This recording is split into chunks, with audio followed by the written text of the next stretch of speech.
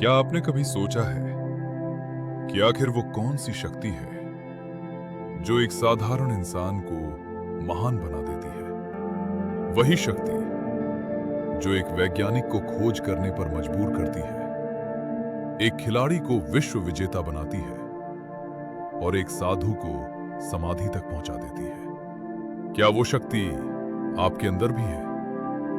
हाँ, वो शक्ति है ध्यान। हम बचपन से सुनते आए हैं, ध्यान से पढ़ो, ध्यान कहां है तुम्हारा। लेकिन क्या आपने है ध्यान आखिर है क्या? स्वामी विवेकानंद के अनुसार ध्यान का अर्थ है किसी एक विषय पर अपने मन को स्थिर करना। सोचिए, Albert Einstein, Isaac Newton, C V Raman, इन सब में एक चीज समान थी, अटूट ध्यान। और यहां स्वामी विवेकानंद का एक प्रसिद्ध कथन सटीक बैठता है।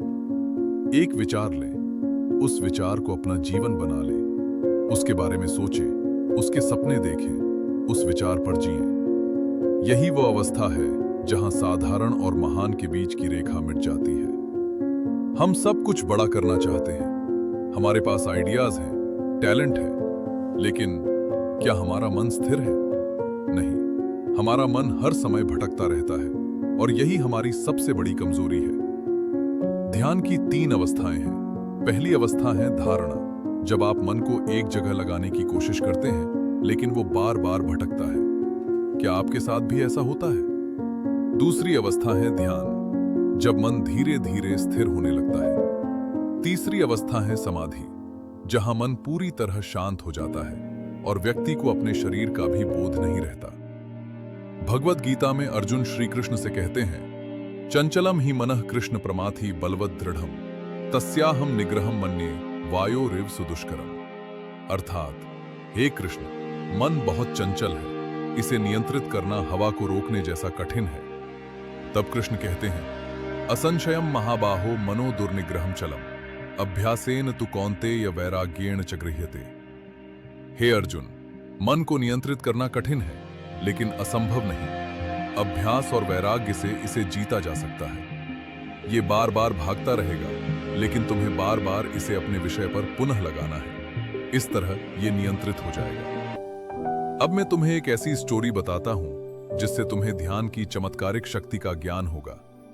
एक डाकू था जो अपने परिवार के लिए लूटपाट करता था और लूटे धन से परिवार का पालन पोषण करता था। एक बार उसने एक ऋषि को लूटने के लिए उसे पकड़ लिया। तब ऋषि ने डाकू से पूछा कि तुम्हें धन क्यों चाहिए?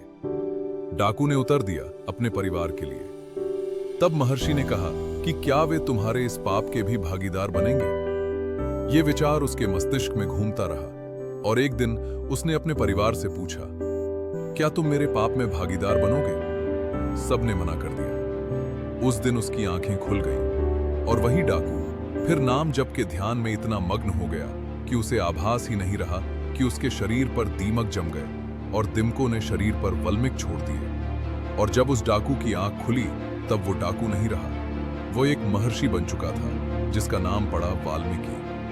ध्यान और साधना से वो महर्षि बन गया। अगर एक डाकू महर्षि बन सकता है तो आप क्या बन सकते हैं? ध्यान कोई साधारण चीज नहीं है, यह एक शक्ति है, एक साधना है। अगर आप अपने जीवन में कुछ बड़ा करना चाहते हैं तो अपने मन को एक लक्ष्य पर केंद्रित कीजिए। सिर्फ 2 महीने पूरी ईमानदारी से अभ्यास कीजिए और फिर देखिए आपका जीवन कैसे बदलता है। अब एक आखिरी सवाल, क्या आप अपने मन को नियंत्रित कर रहे हैं या आपका मन आपको नियंत्रित कर रहा है?